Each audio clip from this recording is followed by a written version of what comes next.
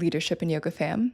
Today, I have a friend who has joined me for my usual solo Friday episodes. And so, if you follow the podcast, you know that on Fridays, I bring you a solo podcast. It's sort of a bedside chat. And so, basically, today I have invited my friend Maria Mir into that bedside chat. So, it's a bit of an informal interview with her, but also just an opportunity for you to get to know her and her story.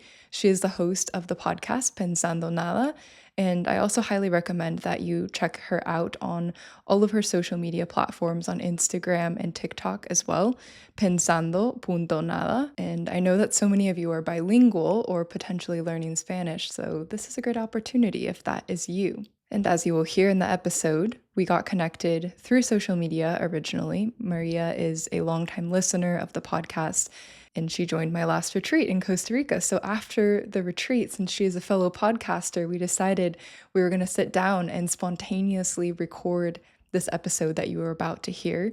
So there is a bit of ocean noise in the background, and the memories are super fresh. So I hope that you enjoy today's episode as sort of a behind the scenes peek into our lives.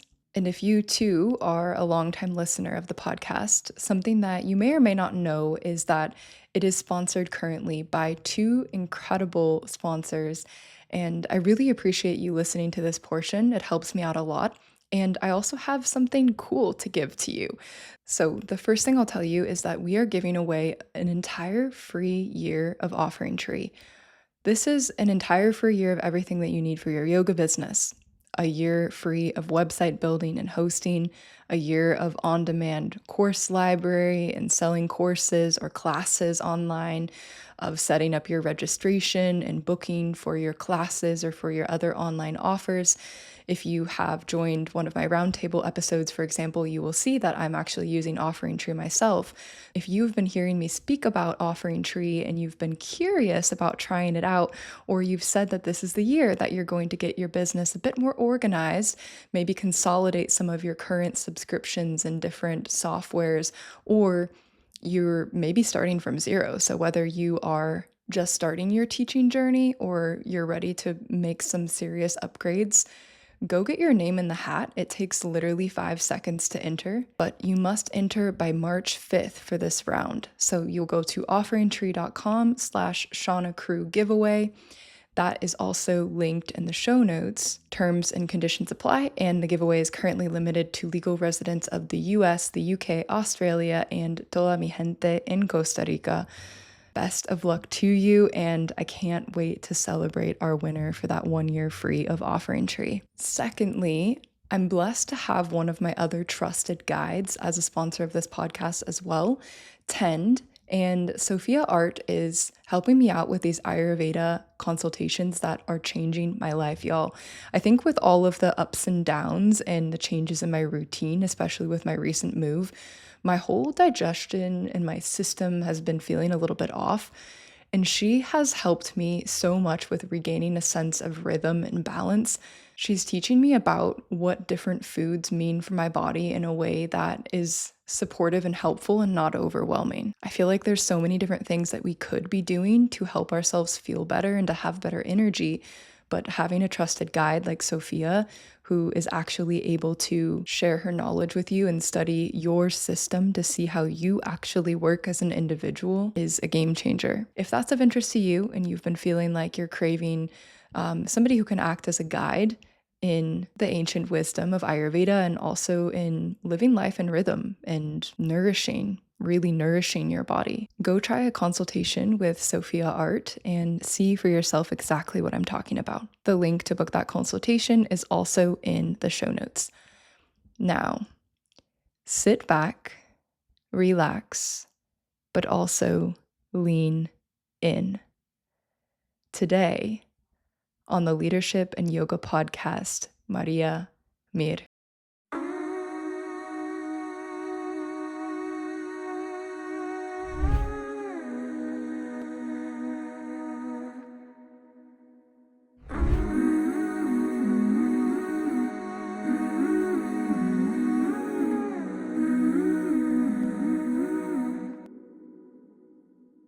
ready? Yes, I'm ready. I'm so happy we're doing this. I'm so happy too. Oh my gosh.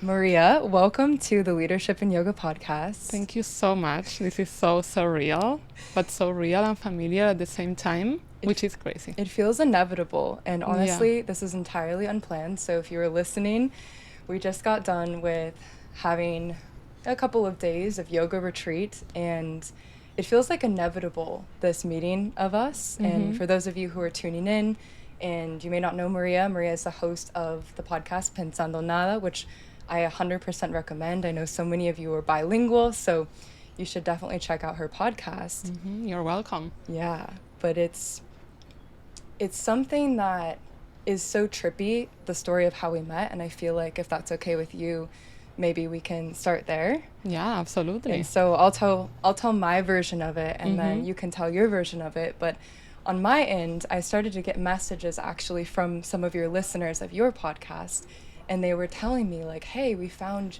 leadership in yoga thanks to this girl in Argentina, and she's been talking about your show and your work, and she's, basically sent us to you. And I was like, who is this girl? Who is she? Send me her information. And then when I saw your profile, I was so shocked, truly, because I was like, one, how have I not seen you before around? I'm so glad we got connected, but it's also so surreal to see the quality of what you're doing in the world and think that somebody like you could be inspired like by somebody like me. And I think that's very mutual between us, and for that reason I feel like our story is special for people to hear. Absolutely. It's like a parallel story. Yeah. Can I tell my side of the story? Yes, please tell your story. So, you were very inspiring to me, and your podcast was like a reflection of what was possible for me. And it's so crazy that recently I found out that our podcasts are like same age old, with the difference that you have this consistency and this coming back every week. And I was more like connecting and disconnecting, like two all over the place. Yeah. And it's so interesting because I was there supporting the podcast, commenting sometimes, but kind of like in the shadows, like just witnessing you shine and grow and find your voice, and also being loyal to your voice, which is also something that I really admire. And I discovered when I started making content and being like having the courage to go do it, I started to be noticed by people I really admire, like yourself. Yes. And that was a surprise that I didn't expect about creating content, and which could feel also like almost like sound negative, like, oh, you have to make content for people to see you.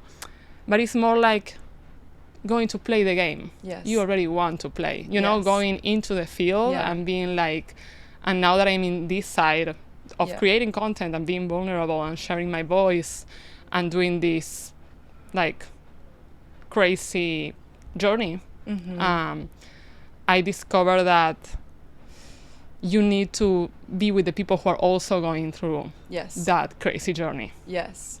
Yeah.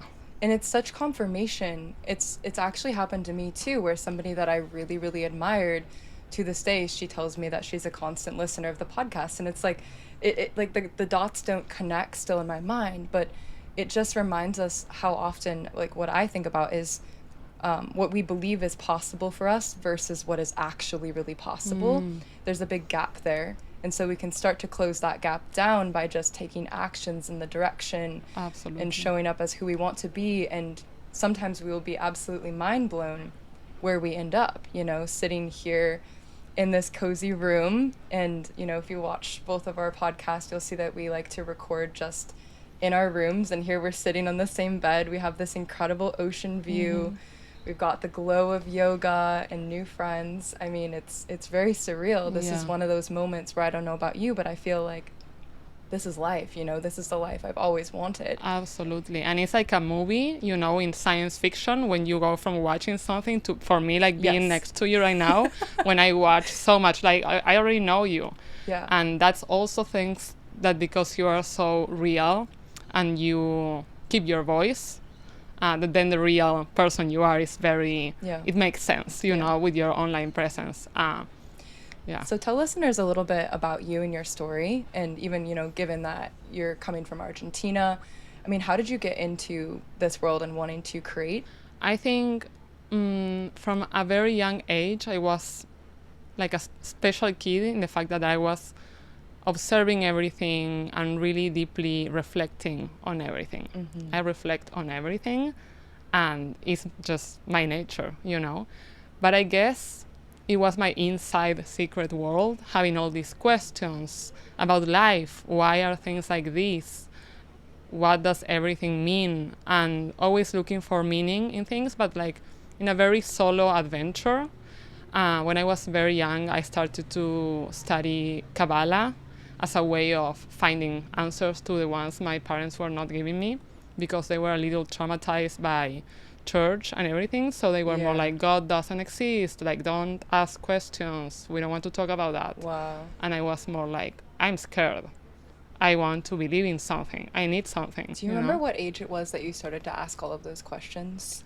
I think like 8, maybe it's the moment they say it's pretty, I know maybe it's a pretty normal experience to like go to bed at night and really try to think like what is dying, what is to be dead. And I will, had that a lot. I will try to imagine, and because my parents said nothing, that was very scary to me. I'm not like blaming or anything, it's just they needed to release me from the experience they had. That it was a lot of guilt and shame and punishment, and that was their lovely way to try to release me, was by saying like, don't worry, there is nothing else than us. And for me that was like, what? That's, I couldn't with that. So then I started to search for my own answers and being very like, going on adventure, you know, with Kabbalah, always with like older people, trying to understand, always the young kid in the room, like, what are you doing here? Like everybody's playing, everybody's partying, and you're trying to understand this the nature of life. Exactly, very adult, always like the kid that is like an old lady, you know, at the same time, like a very adult personality, also being the older sister. And then I feel with sharing my message, I always had these very creative moments. I always loved to express through art and everything, but then always I had the need to like erase everything I did. Like I will feel cringy and like delete everything. Interesting. Yes. Like, give us an example. You would write something and then just throw away the page, or what did it look like exactly? Like hide the evidence, or you didn't want other people to see it, or it was more about you not wanting to look at it? It was like, now I realize it was myself judging my creation, which now I found out that it's not my role in this process. It's like my creation is not for me. I'm the only who already knows. Like every podcast I record, I'm going to feel like it's obvious and stupid the next day, you know? That happens to me too. Yeah. And then the one that I appreciate the less, somebody else is like, I needed to hear it's that. Changed my life. And that's like, okay, so this is not for me. Yeah. It doesn't care if I think it's good. Yeah. And especially with social media, with this like more wild, because it's more like constant feedback all the time from other people. The same. It's like my videos are not for me, are for other people. Yeah. To maybe they need, I say it's like a big like tarot deck, and we are all leaving our own cards in there for other person to find it and be like, I love that. So it's a very collaborative thing that we are just gifting people our cards, so maybe somebody needs to read that or see that, but it's not our work to judge. And that was a big one. So I was judging my work.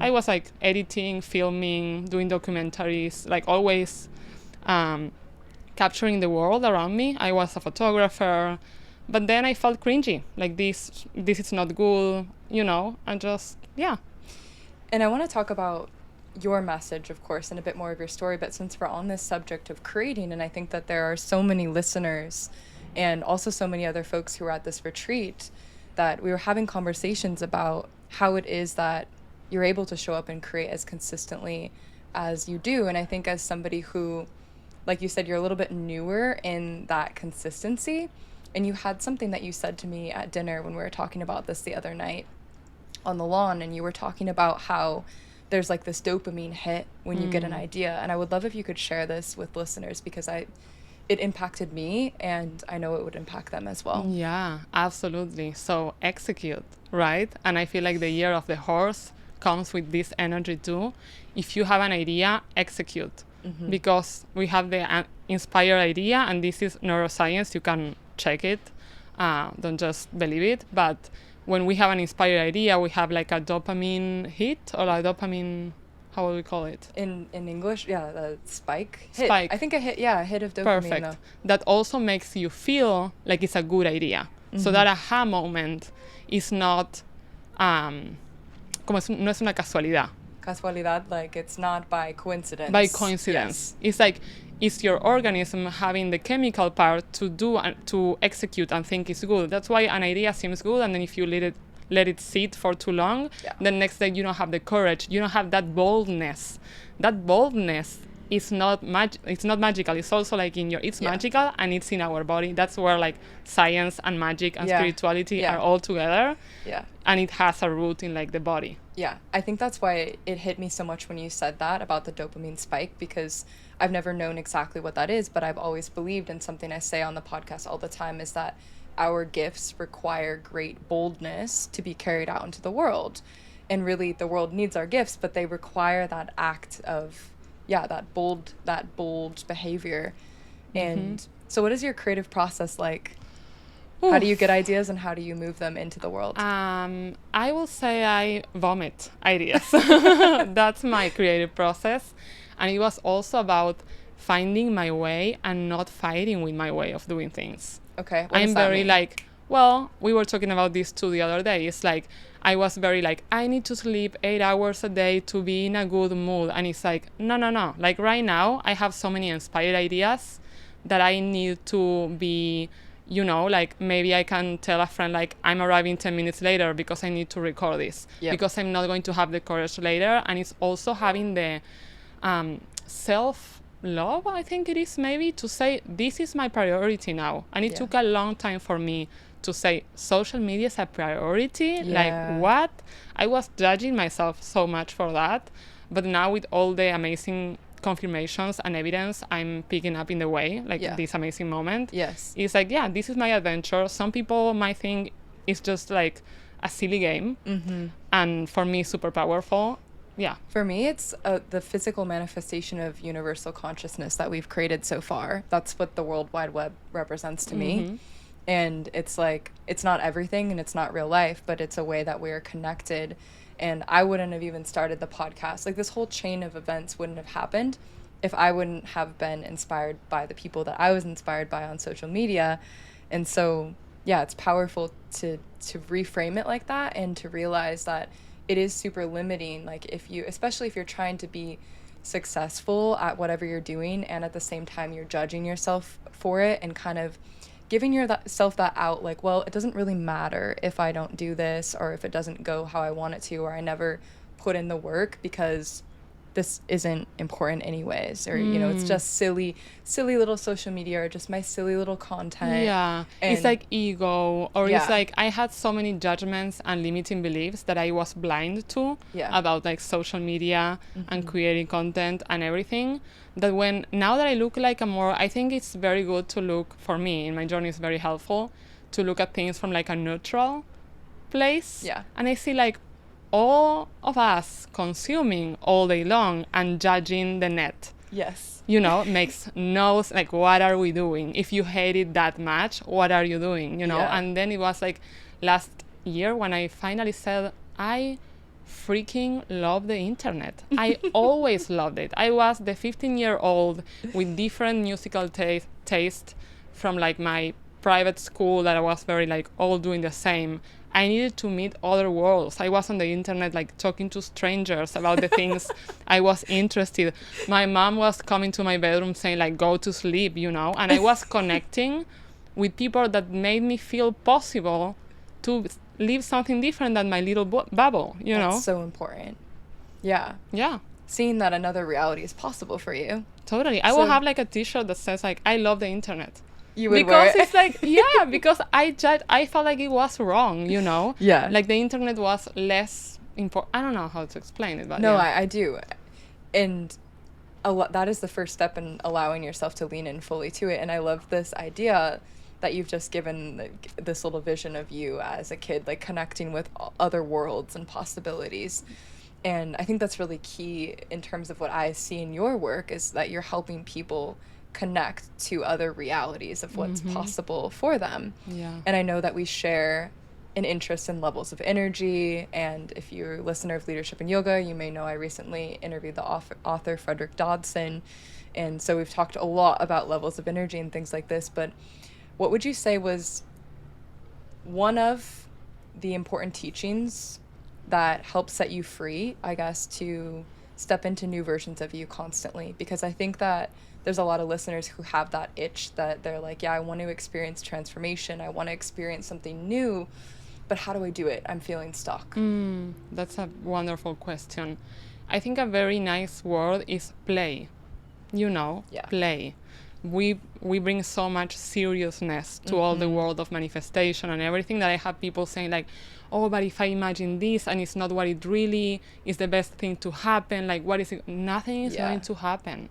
Like, this is just playing with possibilities and with what makes you feel right now, and using those possibilities as something that brings you that inner state now of feeling like joy, trusting the infinite potentiality of you or your life, It's not about, I will say, like, being very mindful when you are doing something you like or you want to or you desire, like, for example, manifesting or learning about like self-development or whatever, and suddenly this heavy perspective comes that there is a way to do it and you have to do it right, and there are steps, and like when it becomes heavy, I can feel it in my body, even with like my project, my podcast, whatever. When it starts to feel heavy, I'm like, okay, there is something here that this is not supposed to be. Like, nothing here is really heavy. It's just my, like my programming in some way. The way that you're thinking about it. Interesting. Yeah. What helps you stay in that mindset of play? And can you talk to us a bit about, because if I'm understanding right, you're talking about how the possibility of all of these manifestations and dreams is essentially what brings us the joy now. I mean, how does that work? How can we access that, I guess? So when I was a kid, I was very good at picturing lives. I will go in the car and live all these different lives for my adult life. I will imagine like the most amazing things. So many of those were intuitive things that I didn't like understand. For example, I imagined a lot when I was a kid being at airports, by myself. I will travel with my family, but I will envision myself at an airport in the night, when nobody's there. It's like empty gate. Yes. And you are like reflecting, and it feels like, okay, something it's like kind of annoying because I'm in the airport, but at the same time it's like, wow. I love to be in the airport. Yeah. So everything happens here, it's like, and when you're alone, it's like, wow, I love that. So I was very young to know that I was going to crave that kind of like freedom. So I was imagining, and I will literally don't want to be taken out of it. When it was like, oh, we arrived, you have to like go out of the car. Get out of your imagination. Exactly. It was like my happy, safe place, because I will feel in my body like also those experiences. And I'm telling my story because I feel like it's very universal. Then in like my life, I grew up, and then I got like disconnected from that power. And thinking more like imagination is silly, you shouldn't fantasize so much, it's dangerous, you can be disappointed, like be realistic, like all those words. So it started like I forgot I had that superpower, like basically it's a superpower. And now that I work with guiding people on reconnecting with imagination, and this happened by just being me, like I didn't try. Somebody told me, like, I told this story to one of the people in my groups, and she told me like, you are doing exactly what you were doing as a kid, but helping others do it. When I was getting like visualizations. And I was like, wow, not in my wildest dreams I will have that clarity to see my gift and my path. Yeah. Because the mind is more like, I want a podcast and I want this and that, you know. But the real core thing sometimes is something that other people with open hearts will can reflect see you and reflect back to you. Fascinating. Absolutely. That's that story, it sparks something in me as well, because I do often get caught up, and I'm constantly pushing myself to remember what is the root and the core of the mission, because the mission is never a number, or it's never even like a thing or a place or an experience. It's never a platform, and it never can be. Yeah. And yet you keep getting redirected towards thinking about all of those things in the external. And so I'm curious to hear from you a little bit behind the scenes of how you show up in the world with the energy that you do, because this is something that I reflected already back to you, and a lot of the people in the group did during our acknowledgement activities of various kinds. But you do bring a form of magnetism, and you bring a poise and a confidence and a sureness in what you want and who you are. Has that always been so? Or how and when did it develop? Oh my God, it's so funny, because when everybody was now that doing the 2016 trend, I didn't have any pictures, because I delete everything from that time in one of my deleting my past and by who accident I am. or on purpose? No, on purpose. I was just like, oh, this is so cringy. Bye. Wow. Yeah, but I went to my email and I looked at my emails, and I was like, I felt like, oh, like just like work emails and what I was doing at the time, it felt like, wow, my life changed so much. And I think one of the very brave things I did, that I'm like hugging myself for like having the courage, is like building a life that allows me to be in that inspired state, even when it doesn't make sense. I want to be very clear on that.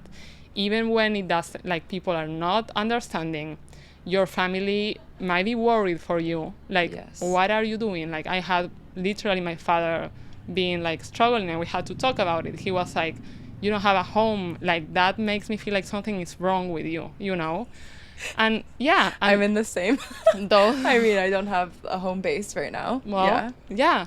And for him, that meant some kind of like, I'm not safe in the world, you know, or I'm confused, and I had to like sit with him and explain, I'm totally safe. I'm choosing this. This is something I'm choosing, because in not having a home, I can explore, and I can have that possibility and have that life in which I can constantly actualize the perception I have on myself by, for example, doing this retreat, which was meeting people that are like open heart and ready to like reflect to you your most current and expansive version of yourself.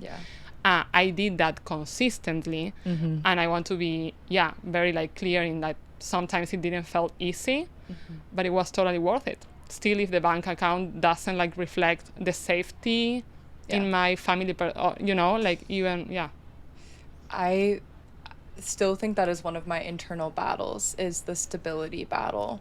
But the funny thing is that in the times where I have had stability, I never, even in those moments, felt like I had stability. And I think that stability is an illusion. It's something that I believe now, and I think can be very confronting to say. And I don't judge anybody who feels like, you know, they want to go a more traditional path. Like, by all means, like, we all need to find the things that make us happy. But it's not a reason, like, it shouldn't be the limitation. And I think this comes back to the vast amount of sacrifice that it takes to be doing things like this. And I like to meet people like you who understand that level of sacrifice, because truthfully, a lot of people may not ever understand that. And it can feel a little bit like isolating the further that you get down this path of just like really leaning into the trust, because at a certain point you feel like you're in another timeline, right? You're in another reality from the past version of you. Absolutely. Like I realize I'm very privileged, and what I build for me, that I don't speak a lot with people who don't believe in my in my dreams. Yeah. You know, I don't have a lot of those moments that I also help so many people who are going through that. Like, what happens when I have this dream, but my day-to-day, like, normal, like, you know, work, job, family, whatever, I need to have these conversations with people who don't see it, who can't see my vision. Yes. And it's also something I love talking about and helping. But in my case, I feel like, I was lucky to be able to, like, build a life in which... Yeah, people aren't doubting your project and your dreams. Exactly. I would agree. I think I've had the same over the past couple years, even with my friendships, people who are very lovely and great people, but who are not necessarily rooting against you, but they have their vision of who you are, and they like that version of you because it is helpful for them, or it's how they expect you to be. Yeah. And so when you radically change that, it can feel destabilizing for them, unfamiliar. And it can make them feel like it makes them question things, which it does. And rather than viewing that as growth and like, wow, how cool to be in the presence of this friend who's experiencing so much expansion, this is what's possible for me, a lot of times what shows up is things like jealousy or worry. Worry is a big one that I think we don't talk a lot. That is so many times is from love, like a way of love that is worrying, you know. I'm worried you're not going to be safe. I'm worried you are going to be hated, or like you are going to have hate comments. Like, people really worry because they also feel very vulnerable, and it is a vulnerable path. So in creating content, I also found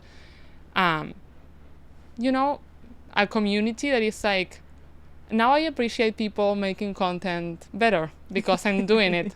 So I'm like, okay, I know how it feels, you know, and it's nice to share that too. Like that's something important in my work too, to like share the painful and the hard moments in like sharing a message to the world. The most authentic you are, the more you doubt if there is somebody out there willing to, or like wanting to listen, you know. It's a crazy process, and it's very healing. It is super healing, super confronting, and incredibly healing at the same time.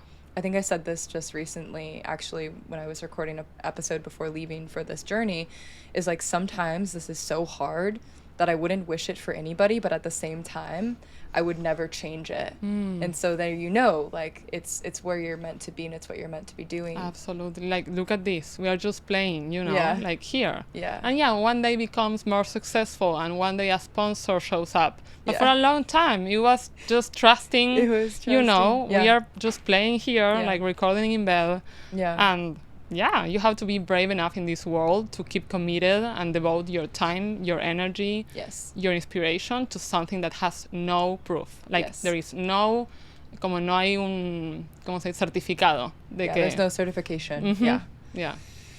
I want to ask you, out of all of the different themes, and, you know, I would love to get into all of this. There will be a part 2, but literally, if you're listening, the condition is that, I mean, I'm literally going to get on the ferry soon. So this is like, we're in the very last minutes of our time. This is very spontaneous. Very spontaneous. Nothing is prepared. Nothing is prepared at all. But I do want to ask you, you know, just out of your work and out of all of the different things that I've heard you speak to this week, including timelines and all of this understanding of energy and law of attraction and manifestation, what's most exciting for you right now? Like, what's that topic that you're enjoying speaking on, and can you just give us a little nugget of wisdom that we can take with us? Well, one is imagination, that we already talked. And if somebody says, you know, when somebody says, I love when somebody says, like, I can't imagine, like, I can't picture something, I don't have that. It's like, be honest, like, can you go in the past and remember, like, your ex and feel, like, nostalgic and feel sad? Can you go back and remember, like, a very embarrassing moment and feel like in your stomach, like, or like you can't literally sleep because you're feeling in your nervous system so you have the capacity. It's just like we learn to use that superpower in the most destructive way, because it's literally the most destructive. Yeah, exactly. It's like, if you can do that, if you can feel sadness out of a memory, or anger, or like replay like a discussion you have with somebody and be like, I should say like, you know, and all that. You can also use that for lifting you and going to amazing places and prepare for the best. You can also do that. It's a training that it's fascinating. And I feel so many times like a kid again. And it's like making peace with that kid that was all the time in her imagination. So I think that's very important. It fascinates me how imagination is basically the origin of everything that humankind always created. But the normal people, we think our imagination is silly, is stupid. Oh, how convenient. Only like the crazy people, you know, or the people who are more bold or don't care about other people or their impact, they use this imagination in a very powerful way to imagine what is possible and make it possible even from the outside. It seems so crazy. And how did he do it, you know? So it's such a tool that I want to like regain my self-power and help others regain power, because I think it's not innocent that we don't have that power. If you think everything was a silly idea, like all the interesting creations we have. Everything was at one point part of somebody's imagination. And that person was judged probably for having that imagination. So I believe also that a big part of why we're here as humans is to regain our power. And it is fascinating, the question that you pose, like, why don't we have it? You know, is it innocent? Like, or was it taken away from us? Is it being discouraged by people who do have that ability and that control? Why? It's interesting. And also I think it's a moment in which I also like I still asking why, but also like, let's do it. You know, like, it's very interesting. Like, we can talk about it for, I'm fascinated about like, all the theories and how it happened, but it was very slowly. It just happened by power and, you know, the world. But it's also, I was always in a very analytical place, and it was like an excuse to not like, to just keep learning about it and complaining about it, or like not actually going in and rolling up your sleeves and experiencing the thing. Nothing is going to change. People are not going to stop being fake on social media from one day to the other. Social media is what it is. Like, do you want to go like make the change you want to see in the online world, or you want to keep watching, which is also, it's okay, you know. But it's like for me, like, I'm talking about my journey. It was like, okay, I need to step in. There is nobody's going to come and push me, you know? The following of that call. And that's a big thing. That was the entire mission behind leadership in yoga, which it sounds like in our conversations, it's resonated a lot with you. But each and every one of you listening, you are a leader in some context. It's like, you don't need to be the most visible, posting talking head videos of you online. Like, you are already a leader. And it's my biggest passion to help bring everybody back into their power, because truthfully, when you're in your power and you're not making decisions out of reaction and out of fear, and you can make decisions out of love and out of impact and out of giving and understanding that giving is receiving, it's just like you enter a whole new reality where things like start to happen. And you know this very well because you live this, but things happen as if by magic. And they are much cooler than you ever could have planned in any way. Absolutely. Absolutely. So as we get close to wrapping up this short and sweet little interview, I just want to ask you, in your opinion, because I love to ask this question on the podcast, but in your opinion, what are qualities of an exceptional leader? Maybe leaders that you've experienced or anybody that comes to mind, but what makes a good leader? Well, I think empathy and being like very warm, you know, being a home in some way. But that's the kind of leader that I see.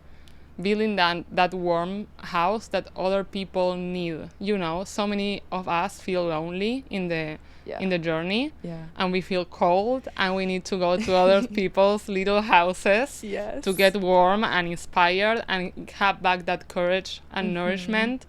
To be like, okay, you know, I can build my own house. So I think that's, building a home. I love the concept, like building a home in the internet, you know, in this case, because we are talking about that. It's like, I love that. And I'm picturing you light a nice little cozy fire and you give people tea, and you can you can't do the journey for them, but you can be a stopover place for them to Absolutely. recharge, and for you to also give them a little bit of, tips like, hey, up the road you may find this. It's really cool. Keep your eye out for it. How sweet. Absolutely. And so the final question of the podcast is, if you had a billboard that was going to be seen by everybody in the world. Oh my God, it was my dream to be asked this question. Maybe you have it prepared. What would you put on your billboard, Maria? I love one that I saw on social media. Who knows who said it, but it's like, you are so powerful that if you think you're not, you're not. You are so powerful that if you think you're not, you're not. That's a really good one. Yeah. We need that billboard. Yeah. Absolutely. Nice and big. Awesome. Well, this was so much fun. Yeah. Thank you Please so let much. listeners know where they can find you. Okay. Where they can keep learning from you. I have my own podcast called Pensando Nada. You can find it on Spotify and YouTube, and also on Instagram and TikTok as pensando.nada, pensando.nada. My content is in Spanish so far, but you're welcome. So if you're learning Spanish, now you got no excuse. Got some good content to learn. Well, until next time, and if you're listening as well, we hope to see you somewhere in the world, maybe magically and even by surprise. Ciao, ciao. Ciao. Yay.